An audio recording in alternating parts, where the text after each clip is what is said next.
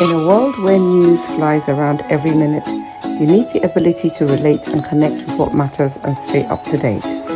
Schengen Story Media News Echoes program is Africans in Diaspora and at Home's leading English news network, one of the most trusted, respected sources for news updates on current affairs as they affect global Africa.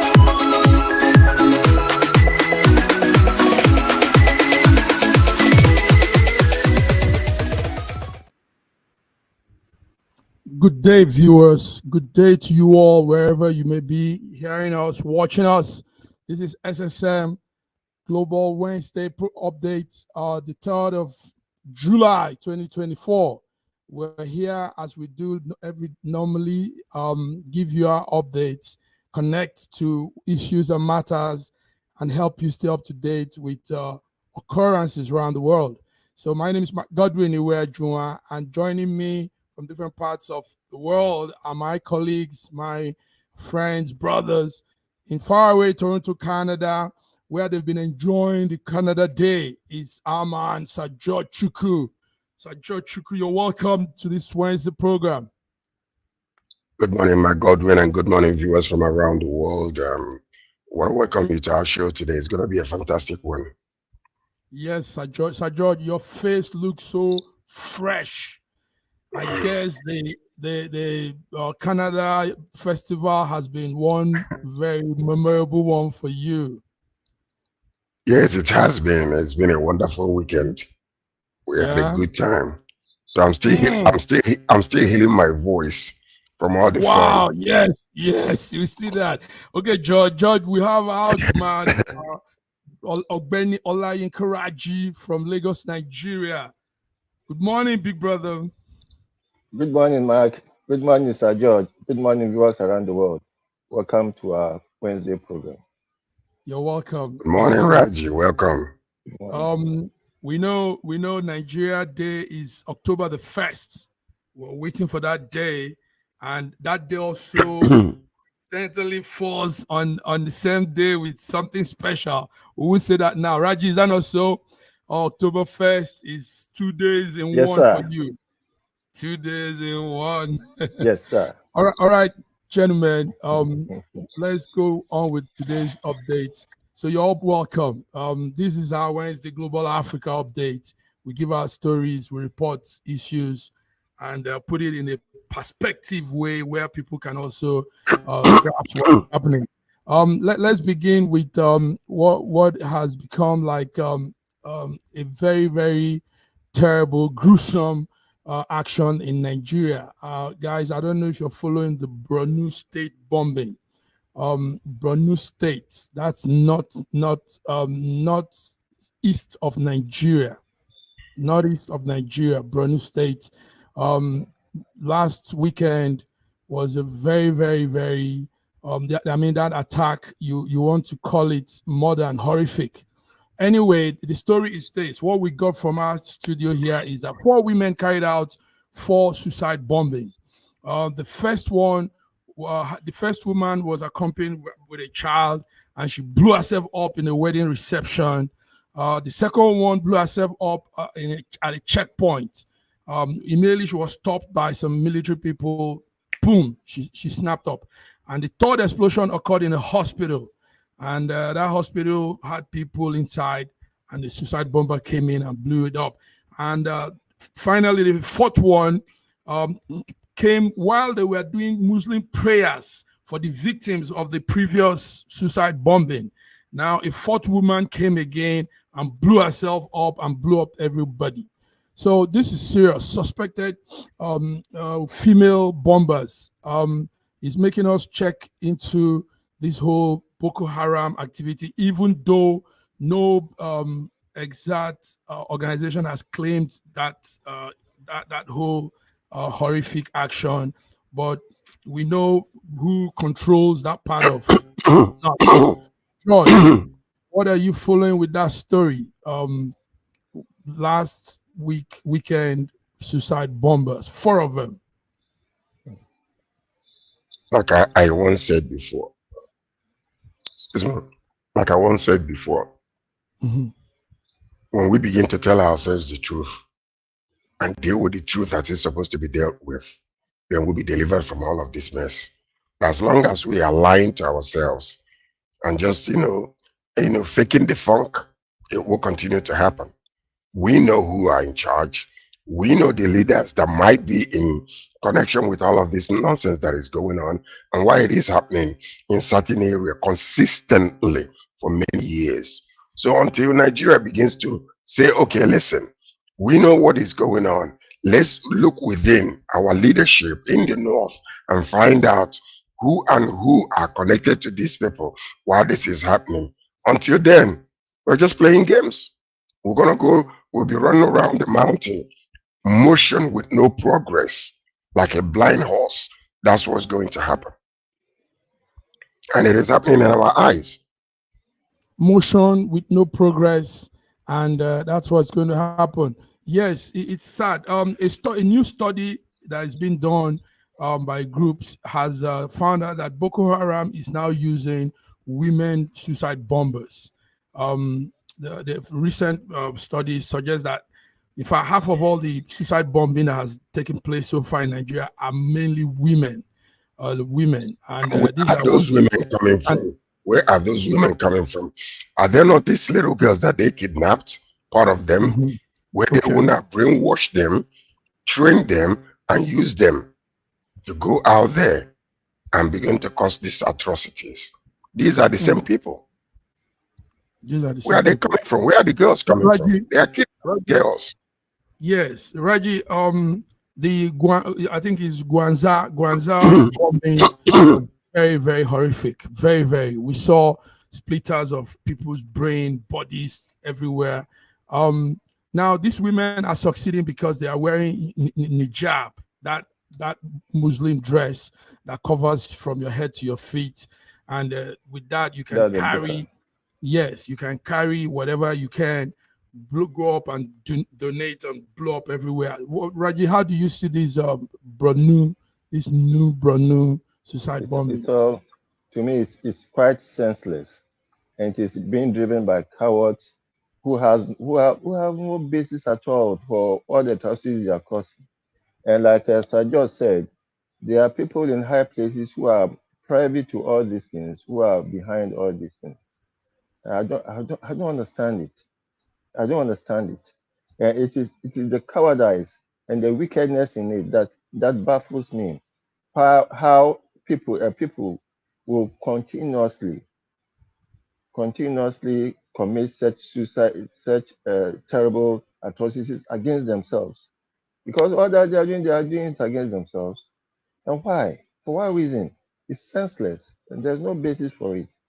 No basis for it.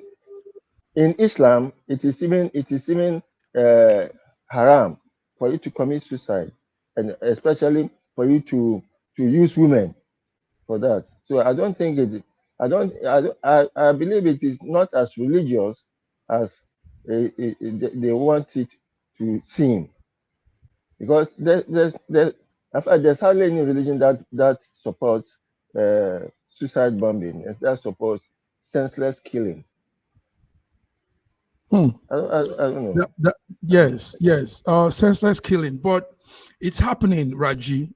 As much as we say what we say, the number of people that have died recently in all of these blasts so far have risen to, the number, they've not gotten exact number, but like the last week number has risen to about 42 people and many people injured.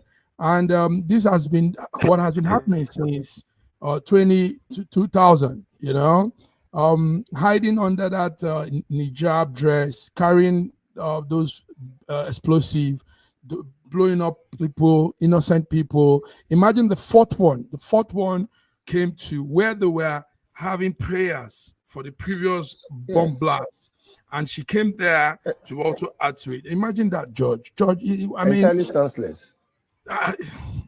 This is it. You see, the point is this. The point is this. We can stop it if we want to. All this money that is being wasted and spent, all we need is contracting one people, one country, and they will give us everything that we need, including drones, trained, so that we can go after them if they want it to happen. Most of these suicide bombers and most of these terrorists, when they are captured, where do they end up? Where do they end up? How many of them have been judged and sentenced? How many of them are still in prison? We are playing games. Forget all this nonsense. It's all about games. How many of them, when they are captured, still remain in prison? They go through the back door and they release them back into the society. They find them young virgins and give it to them to marry and call them rehabilitated. Right? They're supposed to make them stop. Come on. This is what we see. This is what we see. George, let me help you. You need to know this, George. Nigeria has one of the largest fleet of fighter jets. But before we continue with the discussion, let's bring in our man, Femi Oke. Yes, Femi Oke is here. Also, Omotala is joining. Okay, Femi. Sorry, I'm late, guys. Yes, London, UK. Femi, it's good to see you. We missed you last week, but we're seeing you today, and we're talking things that really that you have a passion to talk about. You're welcome, Femi. Okay, fantastic. Good. Okay, George. So, like I was saying, George, you were talking about Nigeria getting some more fighter jets and all that. Now, let me shock you. We do have more than enough. Nigeria actually in Africa has more insurgents and the fighter jets and all of those jets than any other country. Listen, we have number one. We have an aircraft called the Super Tucano. I know what that Super Tucano does, and I've seen it work. And we have it. We have about 24 of it. We have a fighter jet called Amarechi M346. That's a very strong one, fighter jet. We have the Dassault Donor Alpha jets. These are jet flights that maneuvers through the wind. You know, you can move around with it and go into places. Then on top of all of this, George, we have military attack drones. So these drones are specially built for the military. So we have what it takes. But I don't know, Femi, we're talking about Borno State. Last week was a disaster, horrific event. 4 women blew up, suicide bombing in different parts of Borno State. And the numbers of casualties and death is increasing. Femi, what are you following on that story? Yeah, well, our heart goes out to the innocents that were killed and slaughtered in this horrific suicide bombing. I think of multiple suicide bombings, and we also the people who were injured. It's a difficult one, really. I mean, you know, insurgency is still carrying on, but it shows the desperation of the insurgents that they have to resort back to suicide bombing. Obviously, their message is not getting across. It's not military aircraft that is going to stop suicide bombing. You know, it's actually intelligence that's going to do that. So no matter what military aircraft we have, it's not going to stop the suicide bomber. So we need to. Femi, your volume is okay. So intelligence is really where it is at. We need to improve on our intelligence. We need to spend more on our military and intelligence, unfortunately. But it's a very difficult one because the monies are not there for the government to just spend and spend and spend. And I think it's down. I think the president said it's down to the North to come together in unison to fight the scourge of terrorism amongst them, because everything is local. You know, it's just like in the Southeast. It's going to be down to the people, because a lot of them are harboring these insurgents, especially in the North too. They're harboring them. So if you want insurgency to end, there must be a change of mindset amongst the people themselves to root out the cancer from within. You know, that's what really needs to happen. And unless and until that is done, you're going to keep on having remnants of these insurgents. And some of it is politically motivated as well, to destabilize government. And also some of it also is to keep funding going on, because people say that some people are benefiting from the IDP camps, from the insurgency, from the turmoil. There's a lot of moving parts going on here. So, you know, it's not as straightforward as that. You know, it's not just an easy, just put money and it's going to solve the problem. Yes. Let me tell you something. Yeah, can I just come in here? Okay. These are nothing but excuses that we are giving. Excuses that we are giving. Excusing the federal government and their responsibility. And just turn around and say, oh, let's deal with the state government, the eastern part, the northern part, all those things. It is the responsibility of the federal government to protect their people. So when we are saying we don't have any money, well, we have enough money to send 93 billion naira to, to Haji. We have a lot of money being spent unnecessarily when we could have actually put it to save lives within. So let's stop giving those excuses. The bottom line to it is this: if we are serious, we can train our people. Look at the drone that they used last. They went and bombed a lot of people that were, in a wedding. Is it because they know what they are doing? Let us train our people. Let us use those things just the same way that these terrorists are using, bombs, attaching it on the women. That is a crying shame to our nation. So let's stop giving those excuses. If the Northerners are harboring them, let's bring intelligence. Let's train and find out where they are and eliminate them, like you said, like a cancer. So we should not excuse the federal government, because even the president himself is telling you that, we're going to take care of it. We will. And this is what we are hearing every month. And it's happening repeatedly. Look, I think I need to put them to save lives. So George. Okay. So George, you've already mentioned it before that we are playing games. The people know who these terrorists are, and they live within themselves. There has to be something structurally made so that each area will know that you have a responsibility to keep your area safe. And therefore, whatever you have to do, how is it easy for insurgents, for bandits to just move around and take control of wide areas of spaces? Why is it so easy? Where is our military? Where is our so-called military intelligence? They know all these things. They know all these things, and they are playing games, as you said, George. Look, they know. Okay. Look, I'm just not a part of this kind of analysis that just sounds like fake news to me. Nigeria is a massive country of how many millions of kilometers? The manpower is spread out all over the place. Problems everywhere in every state practically.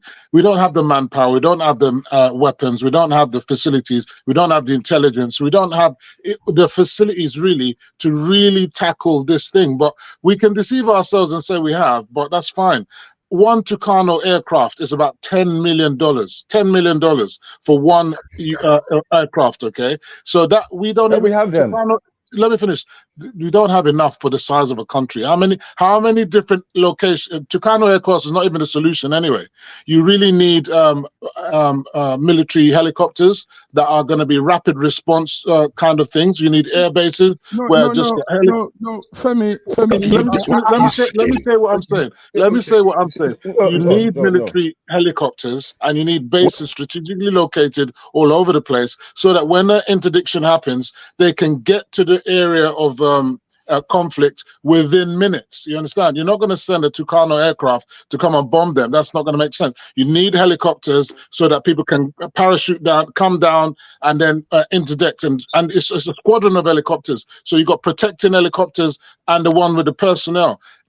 You're going to need several squadrons of those. Your soldiers in every single state. And if you start adding up the money, you start adding up the money, because most of it is in dollars. I don't know where that money is going to come from when people are hungry and starving as well. There's no will. There's no will in the government to actually stop this thing. Okay. That's why we have it coming up all the time. There's no will. Yes, Femi, I want to go with what Raji is saying, and George too. Now, Femi, remember a case we had, a scenario where an American citizen was held somewhere.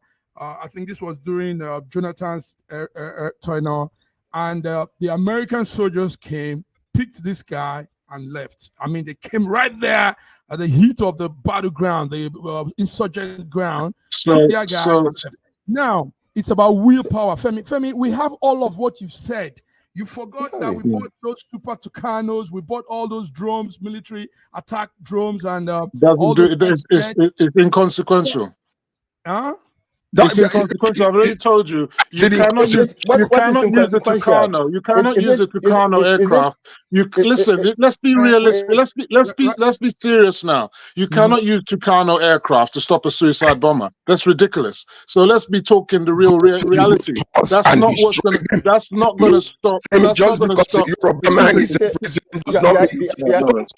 Okay. You started fake news here. Excuses. Stop doing that. We are. I'm telling the reality, but you guys are not. If you're in the military, if you know anything about the military, listen. We shouldn't just be emotional about what we're talking about. You need to talk it through. When the Americans had to get a single person, that is a specific operation for a specific person. You can get that. That's tightly confined. Excuse me. That's tightly confined to do that. Someone did suicide bombing and is insurgent. Unless you have intelligence beforehand, the knowledge of what's going to happen, when and where, you've got to have someone. Excuse me. You need to have someone actually on the inside of that mission. You are unlikely to be able to intercept that person. Let's be realistic now. This is not British realism. We talk about real things that are happening daily. Okay, no worries. All right. The government can do it. The government can do it. Yeah, the government can do it. The government. All they need to do is they can do it. I understand. I agree. You're right. Your president is telling you we're going to do this, we're going to do that. They don't do anything. Yeah, they can do it.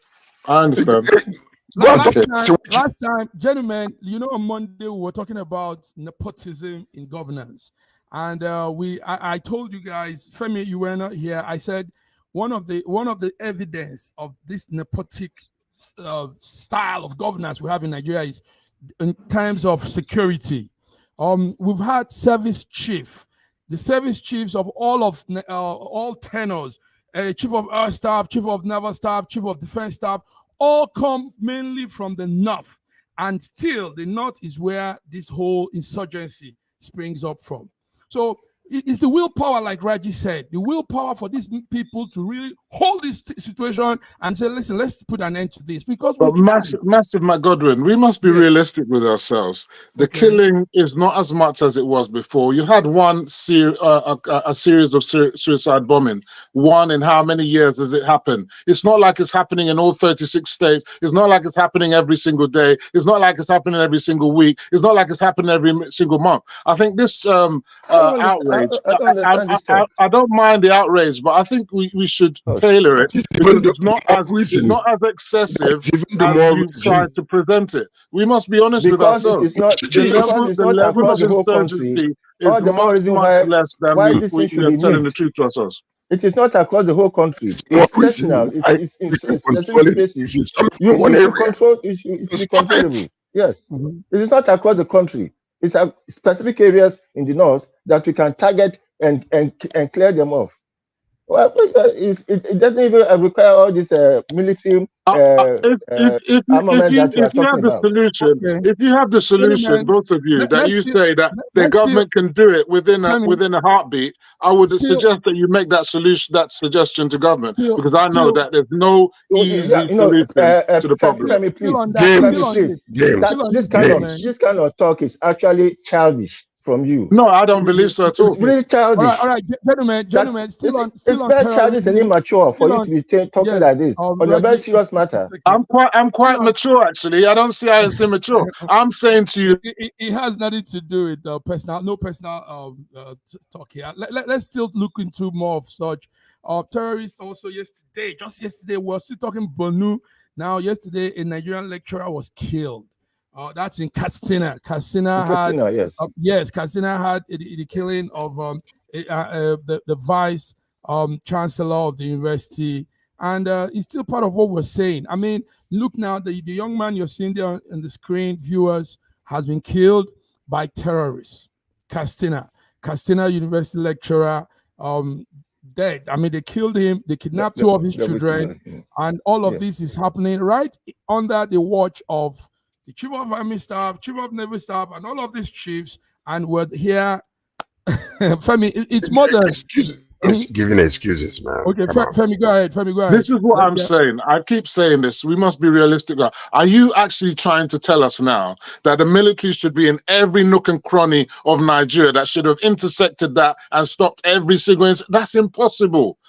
I don't understand how we're trying to make that it's possible. It's not possible. Even ordinary criminality, ordinary criminality happens on a daily basis. People get killed every day, everywhere on the planet. You understand? You cannot interdict every single incident. So what you need to look at is as a holistic image. What is the general trend of insecurity? Is it as dire as when we had Nyanya bombing and all the other things? It's not actually. But if we want to pander to the public and make out like, it's the government is useless, then by all means, let's do that. But I'm telling you, that's not the reality of life for majority of Nigerians.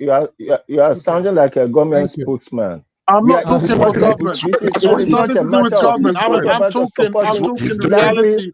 I'm talking the reality of life to majority of Nigerians. Rasaki, Mr. Olayinka, Raji, no one's coming to kidnap you, and no terrorist is coming to kill you anytime soon. So that's what I'm saying. The reality of most Nigerians is that they're not going to succumb to terrorism. That's the truth. They're in isolated areas, especially in the northeast and the northwest, and some incidents in the southeast and the south-south. But it's not everywhere. It's not every state. It's not every local government. It's not every village. So let's be realistic. Let's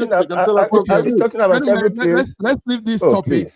We will continue on this. We hope the death rate doesn't increase. So far, 42 people, sad. But that is it, viewers. Borno State Suicide bombing. 4 women carried different attacks last weekend. Can I interject for one moment? Let's go ahead, Judge. Question. Number one, we know. Look at when all these things started. We know what the strategy is to move people from the central part of Nigeria to replace them. It's been happening, and there is also Sambisa forest is being protected because of the minerals that are there. Flights are going in and out from international world. What are they doing? So you see, all these little games we are playing, excusing the government. Now listen, it's highly probable that the government itself cannot do anything, because it's almost like if you go after them, they'll come after you. And that is those that are in the government in the north. They know what they are doing. It is nothing but a game. If you are saying it's not happening in 36 states, we know where it's coming from. It's called Boko Haram. They are in line with ISIS. We can stop them if we want to, but they don't want to stop them. That's why you arrest them, you take them out after a few days through the back door, release them back into the communities, because they don't want their brothers. All right, Judge. Thank you. Femi is, he's been giving us I've tuned out. It's better for you to tune out, because you don't hear. I mean, diverse opinion, diverse views. I'm not. Let's get on something before we go on the short break. It's a quick alert. Gentlemen, the cholera outbreak is still moving. Nigeria so far has claimed cholera has claimed 73 lives so far, and they say it has now spread to about 33 states. Raji, do you hear these numbers? We have 2,100 and something suspected cases, and it's also spread around 122 local government areas in Nigeria. 33 states now have cases of cholera, so it's not a joke. Viewers. The last time the Ministry of Health spoke, said some drinks could be avoided, the Zobo drink, the some of those canoe, some of these things, and also for us to be very watchful of our hygiene. Raji, I don't know. Do you have any update on this? This is what we're hearing this Yes, morning. I heard about the spread to other states, Spreading very fast. but still, there's nothing much that the government can do other than to continue with the publicity and telling people, please be hygienic in whatever you're doing. Thank you. So, guys, please be on guard. We're together. I know we're all passionate about our country. So let's come back. Let's come back to more stories again. Thank you. SSM's Wednesday Global Africa program brings to you our news stories, exclusive reporting, and SSM perspectives on the day's top news. Plus, the inside scoop on Africa's most important developing stories. Join us on Wednesdays, 11 a.m. West African time. Nigeria, we hail thee, our own dear native land. Though tribe and tongue may differ, in brotherhood we stand. Nigerian soul are proud to serve our sovereign motherland.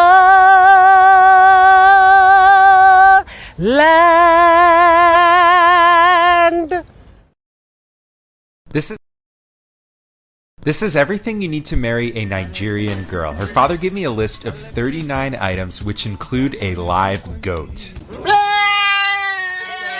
The first place I went was the bulk food market to gather the yam, palm oil, baskets of fruit, and dried fish known as eja osun. And it's not just one yam or liter of palm oil, I am buying large quantities. It was pouring rain and I rented boots to make it through the mud, but it is worth it to marry my beautiful bride. In Nigeria, they practice dowry for marriage, paid to the family. In the Yoruba culture, each item is symbolic and not really a payment to the family, but rather proving your worth to marry her. And prove it I did by next heading to the goat market, where I spoke with a house of men to find the meatiest goat. This is the one I picked, and surprisingly, the goat at only $40 is one of the cheapest items on the list. This can't be done in one day, so after the rain cleared, I went to Mushin Main Market to find the kola nut, both bitter and regular, the alligator pepper, the adzun, which specifically said I needed to buy plenty, and bottle of raw honey, which symbolizes that our marriage will be sweet. Next, I had to gather biscuits, bulk packs of different drinks, wine, and semen schnapps, as well as a suitcase full of new clothes for my fiancé to prove I can provide for her in the marriage. And lastly, the marriage Bible, as God will always come first. It is possible to pay someone to buy these items, but for me, I wanted the experience myself. Finally, we brought all these items to the family home for the wedding day. It is not easy to marry a Yoruba girl, but my bride is strong, smart, loving, beautiful, and completely worth it.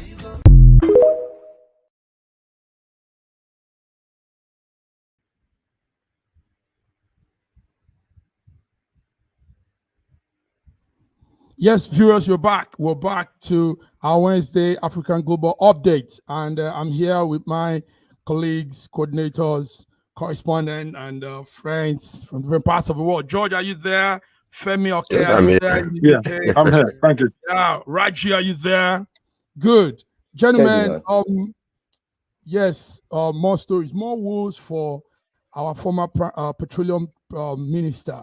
I don't know if you guys are following that story. We have the Petroleum Minister called Anziani Alison Madueke. Now she's the wife to an ex-naval officer. Sadly, they are also divorced. The story reminds me of, do you guys know Tina Turner? Any one of you know that artist? She's late now. Tina Turner. Tina Turner had a movie. There's a movie, her storyline with her husband, Ike Turner. Now, the funny part in the movie is in the court, right there in the court, the day of the divorce, they asked her, what do you want as a divorce settlement? And she said she wants nothing from the man but his name. So Tina Turner said, I want to continue with the name Tina Turner. And the man was there screaming on the deck, on the court deck, no, that's my name. She can't have my name. She can't have my name. So this is what's playing out, guys. Retired Rear Admiral Alison Madueke has urged the Lagos State High Court in Igbosere to stop his ex-wife and former Petroleum Prime Minister Alison Madueke Tanzania from using his surname. This is where we find ourselves. Guys, Femi, you are there close to her. How do you hear this story? What's that story we're hearing? Well, I mean, you know, once you marry, you take on the name. He's most probably doesn't want to be associated with the fraud and all that stuff that's she's alleged to have taken place. And he's trying to disassociate his name from her, because every time they mention her name, people talk about the billions stolen from NNPC and the federal government. So that's most probably his reason for wanting her not to use it. But I think once she's married to him, and even though they're divorced, she has every right to continue to use the name if she so wishes. You know, that's really her choice. It's up to her. George, is that really her choice? The man says, no. We've been divorced since 2021. George, let's hear from George. If marriage is a contractual agreement, and then a divorce is, is basically destroying that contractual agreement, I think the man has the right to impose his will over her using his name. But whether it's constitutional or not is another question, because if they have, especially not being associated with all the fraudulent situation that is attached to her and all that kind of stuff, so I don't know. I think the government ought to, find a way to appease the man, because the man seems to be a peaceful man, and possibly is against what the wife did. Anyway, Raji, so I'm not quite sure. Yeah. Thank you, George. Raji, but one thing is she has been using the name for so long. So even if she changes the name now, I mean, we still know her as Tanzania Alison Madueke. Yes. Yes. I don't think the man should lose sleep over it. She was once your wife. She bore your name. And if for whatever reason you cannot dissociate yourself from her, I don't think it's, I think the man should just let things lie. And then if the woman wants to go on using his name, she can go on. Otherwise, I don't think the court can do anything about it. But you know what? You know what though? You know the danger. You know the danger. The man came out and started talking about this. Everybody have forgotten his face, forgotten even that he does exist.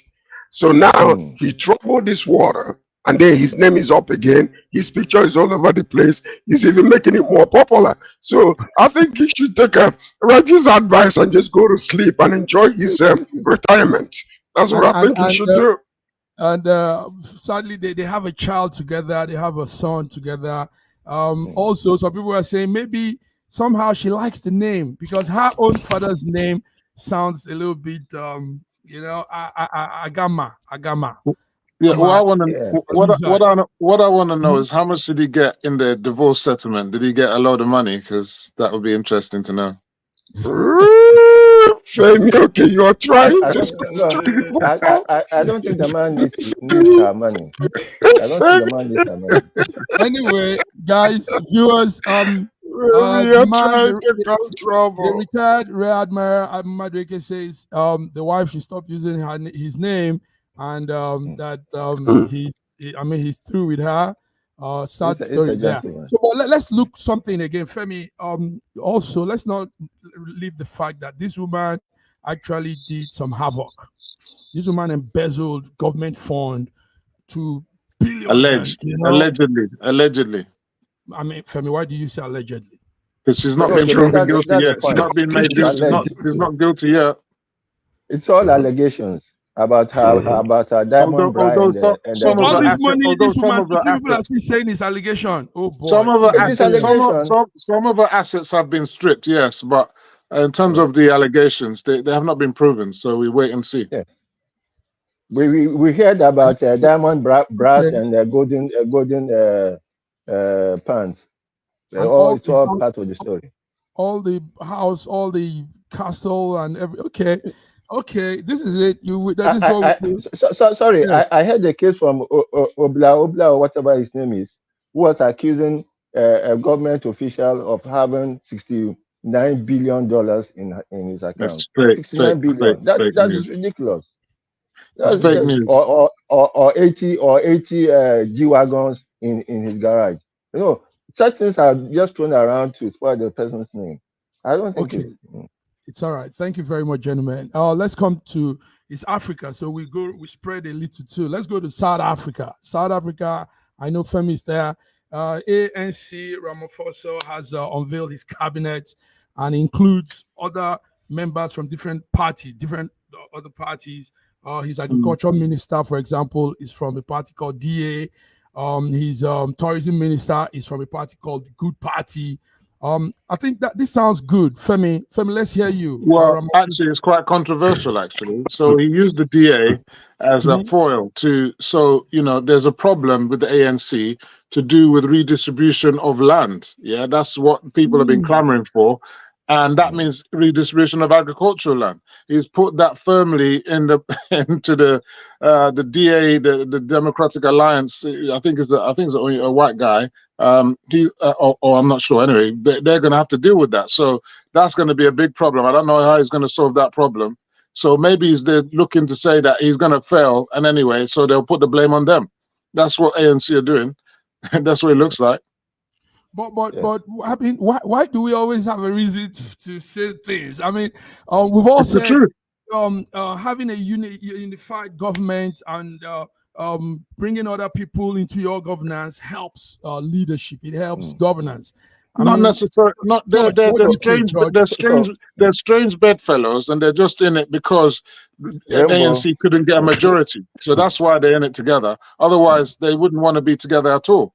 So and they're going to try and see if they can work together and make the thing work. I mean, they need to grow. They need to be unified anyway to build South Africa up because they've got several big problems, especially with unemployment, inflation, and a lot of the economy is in a bad way right now. And especially electricity, they need to deal with their electricity problems. So you mean it's all a ploy to do some sinister moves by ANC to help bring in all these things? George, do you say the same thing with Femi? Do you see it as? Well, I think usually the reason why, for instance, when a new government comes in, they will find people that will work with them that are looking in the same direction together. They have the same kind of a similar mindset, and an understanding of where the government is going. What we're seeing here, like he called them, strange bedfellows, and that's what it is. So whether they will be able to work together remains to be seen. But because when they come in now, one is going east and the other one is going south, there could be a problem that is going to unfold. But if they are able to look in the same direction together, find a common level of understanding, then they might be able to work it out. But I don't know if it's going to work but the way the government is right now, that is an answer to ANC because they have hijacked the government for 30 years after what's his name became the president, Mandela. So Mandela. It's a good lesson for them to learn. Hopefully, it'll work out. I look at it as some kind of rainbow coalition. I remember when Ronald Reagan became president of the United States, he formed a government. I've forgotten the term that was given to it, but he formed a government almost across all party lines, and he had a very, very good 8 years of governance. That aspect that Femi just pointed out about the DA guy being the person for Agric, the land question is still there, and that land question has to be settled. Going to independence, Zimbabwe was persuaded to delay its own land redistribution so that it will not affect what is happening in South Africa. But it has been going on for too long. Their ancestral lands taken over by the colonialists that need to be given back to the original people. That land question will keep on coming up. Okay, viewers, that's it. But listen to this. This is I'm saying word for word what Ramaphosa said. He said to give effect to his own mandate, he has agreed to bring a national unity government. which brings different parties from across political spectrum and to form one government. And he said he's doing this so that the principle of fundamental leadership can be in effect. And he said this will also undertake a basic priority plan for the people of South Africa. So he is looking at it from a different angle, but Femi just said something that opened my eyes now. All right, gentlemen, let's move on. Let's move on to other stories. Yes, right in Nigeria, the Federal High Court in Abuja has dismissed. Sorry. Okay. Are we not going to talk about Kenya? Yes. Kenya and America. We talked about Kenya last week. Kenya is always on the burner. Do you want to give us an update, Raji? Go ahead. Tell us what's There new. seems to be clear anarchy across Kenya. This Gen Z, all the more reason why the Gen Z should be reined in, because they are full of emotions. What is going on in Kenya is abominable. It's turning to mob action, burning out the president's private jet, going into the parliament to burn the place down and everything. When you have done that, where is government? The rabble, the mob cannot take over government. Don't they understand that? Femi was saying something that I aligned with yesterday. Femi, you were saying you brought a video of this youth burning their own stores and people, peasants, poor people stores. My problem with this is I always agree in the right to protest and demonstrate and all that kind of stuff. But my problem, as I keep saying, is that these are politically motivated. They're not meant for the best will of Kenya. And what actually happened is that the cost of removing that those tax hikes is actually going to hurt Kenyans more. And now with what they're doing is they always get supposedly hijacked by other forces, because first of all, it was a protest about ending the tax hike. And now it's about Ruto must go. We had a similar thing in Nigeria when we had NSAS, and it moved from there, metamorphosed, to Buhari must go. To me, that was originally the agenda anyway, but they just used NSAS as a cover. And that's exactly what's happened in Kenya. That's why we must be careful about mob rule. Anarchy can never be the way forward, you know. And last time I was saying that they should follow democratic means and follow that way. If they want to challenge it in court or go to the elections and re-elect somebody else in due course. But to try and say demonstrations, which you know is going to turn violent, it's going to turn violent. So it's inevitable. This is just the way, because the frustrations of the people, some people would use that to loot, and before you know it, it takes a momentum of itself and it becomes a national. Look at what's happening in Kenya now. The cost of that is in the billions. And how are they going to recover from that? They're already in debt already. But, you know, let's wait and see how it goes. Let's wait and see how it goes. What I need to understand is this. Why is it that every time something like this happens, we begin to blame the opposition? As if people do not have their own feelings or the pain of, bad government. Why do we blame the opposition a lot? Because that's our default all the time. Anytime something happens, NSAS, was it the opposition that caused it? Or was it the youth that came together and say enough is enough, we don't want this anymore? Look at what is happening in Nigeria today. Look at the atrocity that are being committed by the government in different areas. And we're still paying all over the place. People dying of hunger. Kwashoko taking place, and then when people rise up and start, reacting to what has been going on, the pain that have been suppressed, we begin to blame the opposition. Come on. I'm not blaming anybody. I'm saying the facts. Guys, hold tight. Please, there's something special we need to do, even though our time is almost up, but we need to introduce our viewers and everybody. I want to introduce to you, we're talking about the Gen Z. As much as the Gen Z are doing what they're doing in Kenya, but the Gen Z is an important aspect of this our generation too. So we have a Gen Z that has joined this network, and here with us is the young man, Oluwa Darisimi Omotola. He's a Lagosian in Nigerian, and he's right there in Qatar. So Oluwadare Simi will be giving us updates from Qatar. Oluwadare Simi, unmute your phone and let's hear you. You're welcome to Thank you so much. Thank you so much. This really elated to be a part of this. I mean, I heard the views of Mr. George, Mr. Femi, Mr. Oni, like everyone speaking their mind, and this just feels so amazing. I feel really privileged to be a part of the team and to be, I mean, being here just means a lot to me. Thank you so much for having me. Yes, thank you're you. welcome. So, let me just ask you before I throw to the gentleman, how is it like being a Nigerian in Qatar? How is it like for you?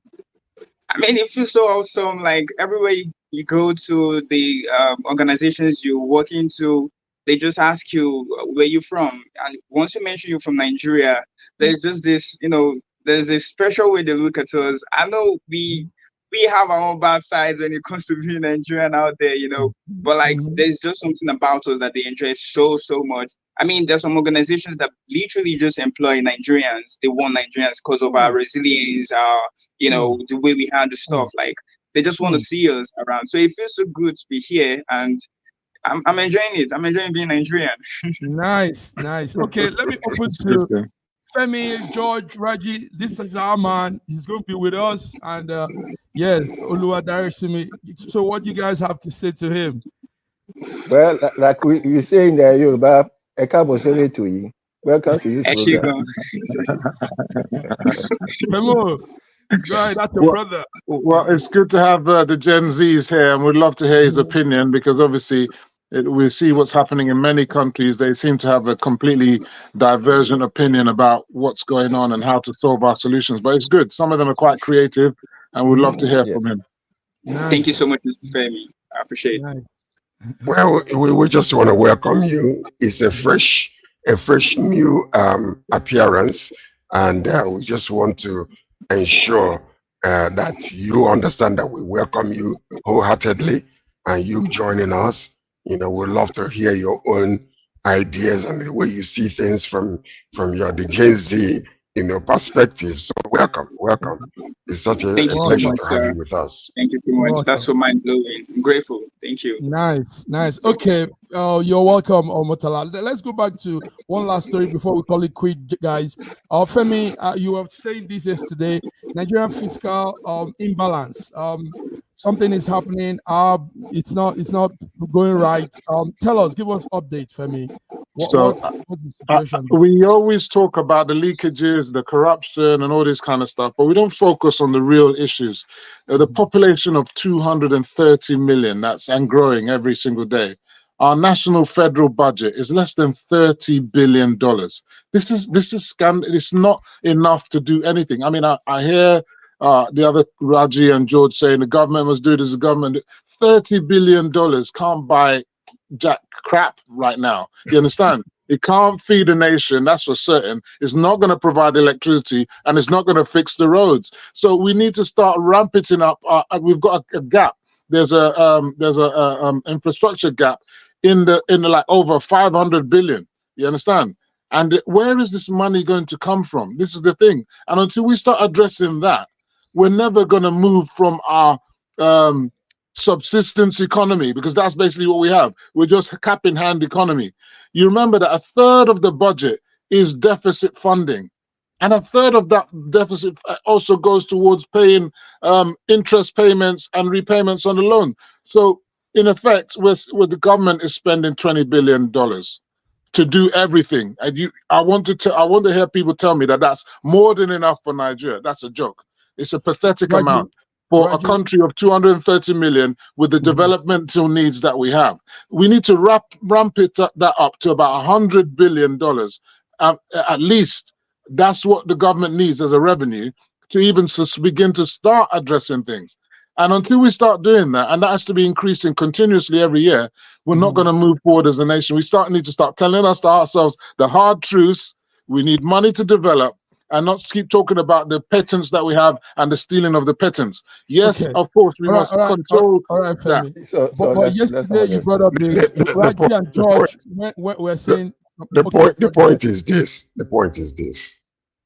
where does the discipline begin? Does it come from the foot or from the head? If we having such a serious issues and serious problems in our country regarding our infrastructure, the gap between the infrastructure and the money that we have, why does the government still go out there and spend like crazy blind people, putting money in places where it is not even necessary, when certain things are so easily to be fixed? For instance, we have roads all over the place that are federal roads that are not being fixed, that we want to bring 1.3 trillion naira to fuel Calabar to Lagos Road. What is that doing? 15 trillion, not 15 trillion. What is that doing? And why is it that we're not going back to check and see what happened to the money that was allocated to this before? So if a dead fish when it starts thinking from the head. Don't tell the people below, oh, you guys cannot do anything because we don't have any money. Yet, the First Lady, since 2024, millions have been spent in Shahar traveling around like, Queen Elizabeth. Hello? And you expect the people below to be the ones suffering? Oh, everybody needs to be patient. And yet the government, look at what's happening in Abuja. Look at the FCT minister and the way that he behaves. And we are talking about, oh, let everybody be calm. Let us be. The point is, until we come to the point where we begin to deal with this from the root causes, this issue will continue. The government is actually expecting people to do things that they themselves are not willing to do. Thank you, George. Let's spend wisely. Raji was also saying something yesterday. I see it from this point of view. All those figures they are talking about infrastructural deficit or whatever. Why don't we live within the limit of our income? Live within your means. I always give an example of Norway. Norway used to be the poorest country in Europe until they discovered oil in the North Sea. Their main export was stockfish, and their main market was probably Nigeria.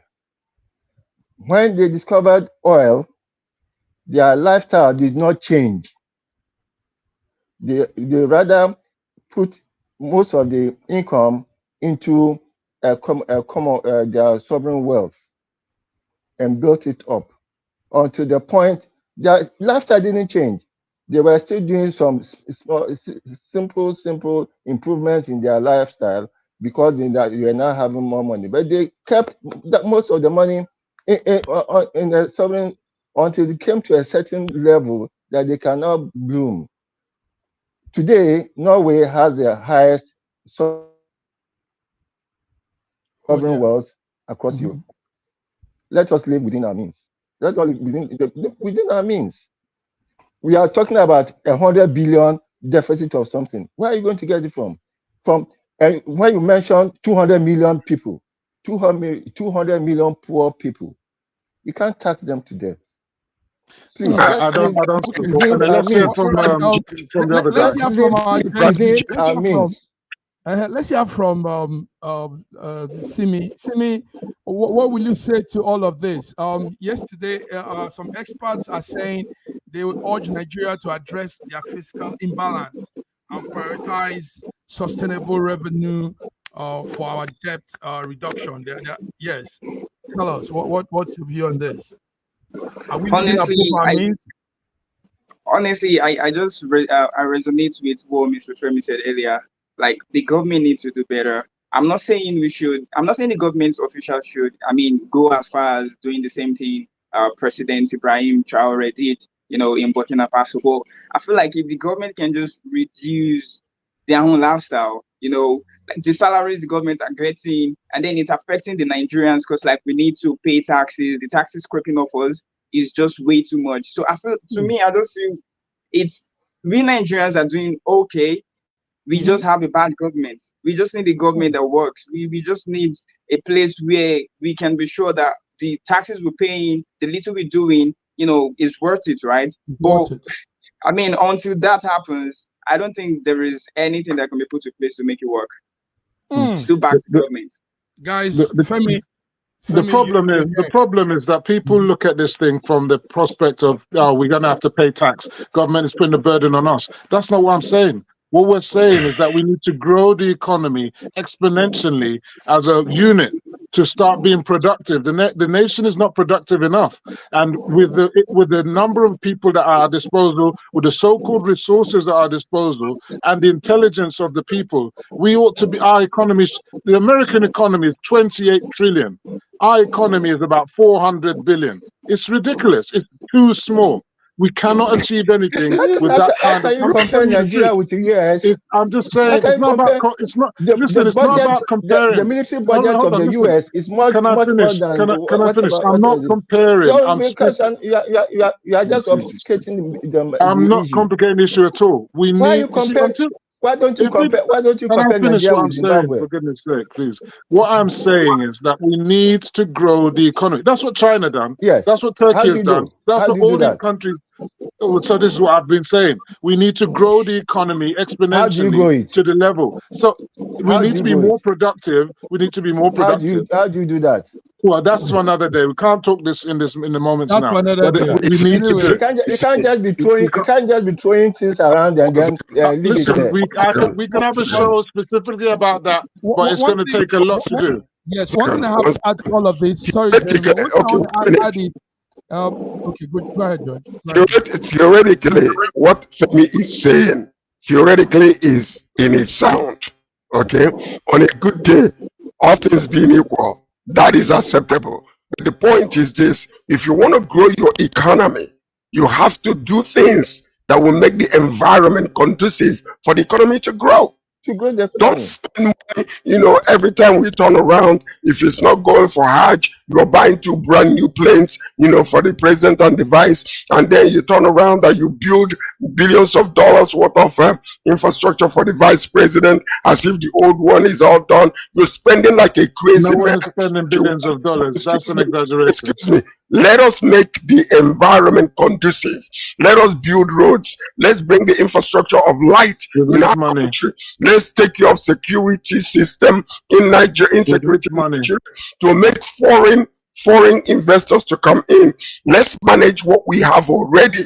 The oil money, the gold money, let's put it together and manage it well, like wise people, and stop spending like fools and want the people within our means. To sacrifice me or not doing so. The same money that is squandered in subsidies is living within our means. That's the whole point of what we're saying. We're not living within our means. But there's good news in all of what we're saying. Lagos State is successfully positioning itself for something real great as we go on. What we need to also look at is other states coming along as Lagos is moving, and we're able to now pull through living within our means. On that note, gentlemen, I want to thank you all for coming. Femi, tomorrow, I know the Sorosoke program will be coming up. I hope you join us. Yes, we will. George takes his time, wake up early morning, 5 a.m. to be here. George, we thank you for putting this effort in this.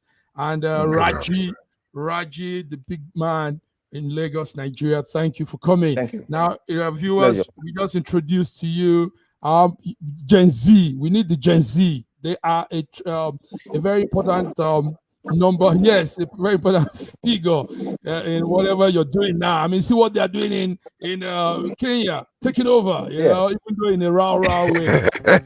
You didn't mention Donald Trump. You didn't mention Donald Trump. No, we're coming on Friday for that. On Friday for international news. Yes, Friday is international news. So thank you. The trumpet shall sound. The trumpet shall sound. Yeah, American democracy. American democracy. Okay. All right, guys. I'm excited about America. Have a beautiful week. See you on Friday. All right. Bye. Thank you. SSM's Wednesday Global Africa program brings to you our news stories, exclusive reporting, and SSM perspectives on the day's top news. Plus, the inside scoop on Africa's most important developing stories. Join us on Wednesdays, 11 a.m. West African time.